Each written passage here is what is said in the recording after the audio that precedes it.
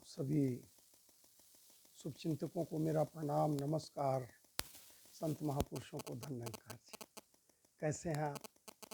आज मैं फिर लाइव आया हूँ और एक प्रेरक प्रसंग लेकर आया हूँ। संत राबिया। संत राबिया किसी परिचय की मोहताज नहीं है, आप सभी उनको जानते हैं। बचपन में ही माता पिता का साया राबिया के ऊपर से उठ गया।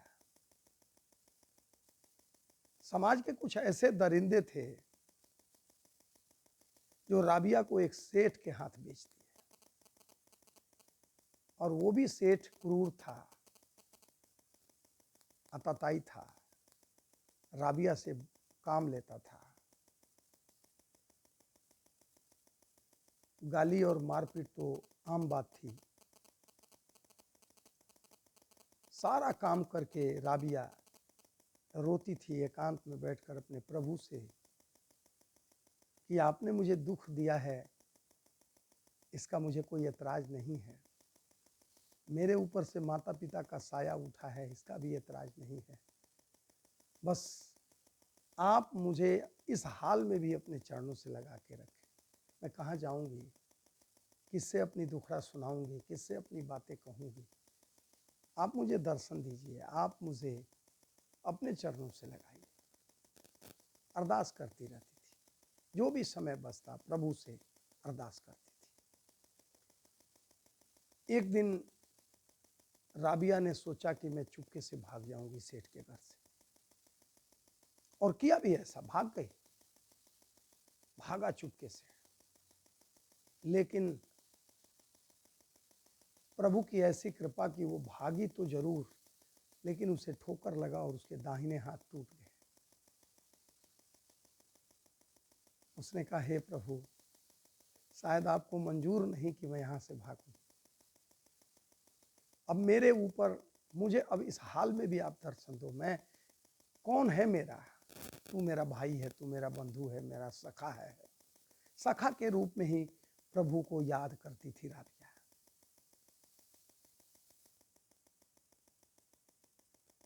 तू मुझे दर्शन दो। राबिया को आकाशवाणी हुई।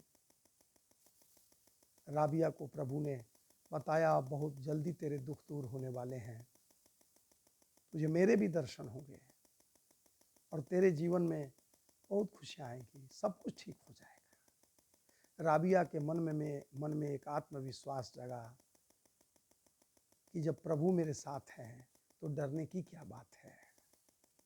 फिर राबिया अपने मालिक के यहाँ लौट आई, स्वामी के यहाँ लौट आई। यहाँ काम करके रात्रि में, भोर में वो उठ करके प्रभु का प्रार्थना कर रही थी, भजन कर रही थी। उसके अंधेरे रूम में इतना प्रकाश था, इतना प्रकाश कि घर का जब स्वामी देखा, आवाज सुनी भजन का, इतना मीठा भजन, तो आकर के छुप कर देखने लगा। राबिया के रूम में उसके चेहरे पर तेज था, ललाट था, मानो एक रोशनी आ रही थी, एक रोशन। पूरा अंधेरा कोठरी रोशनी से भर पड़ा था, और वो अरदास प्रार्थना आर्त भाव से कर रही थी और कह रही थी कि मैं क्या करूं, जी आप दर्शन दो, मैं यहां से जा भी नहीं सकती, मैं गुलाम हूं, मैं बिकी हुई हूं, मैं कैसे यहां से जाऊं। आप ही कोई मार्गदर्शन करो, आप ही कोई रास्ता दिखाओ। और ये छुप करके घर का स्वामी सुन रहा था। स्वामी जब देखा तो वो राबिया के सामने आ गया। वो चेहरे पर वो तेज, वो ललाट, वो रे, वो रोशनी देख करके वो अचंभित हो गया। कहा कि ये तो साक्षात ईश्वर की इस पर कृपा है, और मैं इतना क्रूर हूँ, आताताई हूँ, इसको इतनी यातनाएं देता हूँ, इससे इतना काम कराता हूँ। वो हाथ जोड़कर कहने लगा, हे देवी, मुझसे जो भूल हुई उसे क्षमा कर दो। आज के बाद मैं तुम्हारी सेवा करूँगा, आज के बाद मैं तुम्हारी सेवा करूँगा। मेरे घर का कोई काम तुझे नहीं करना है। राबिया ने कहा, हे स्वामी, मेरी आप क्यों सेवा करेंगे? आपने इतना दिन मुझे खिलाया पिलाया, अपने घर में संरक्षण दिया, यही मेरे लिए बहुत है। स्वामी, एक मांग मांगती हूँ, अगर हो सके तो मुझे आज़ाद कर दीजिए अपनी गुलामी से, ताकि मैं कहीं जा कर के प्रभु का गुणगान करूं, यशोगान करूं, इनकी साधना भजन करूं। अगर हो सके तो मुझे आज़ाद कर दीजिए। और गृह स्वामी ने राबिया की बात मान ली और आज़ाद कर दिया। और उस दिन के बाद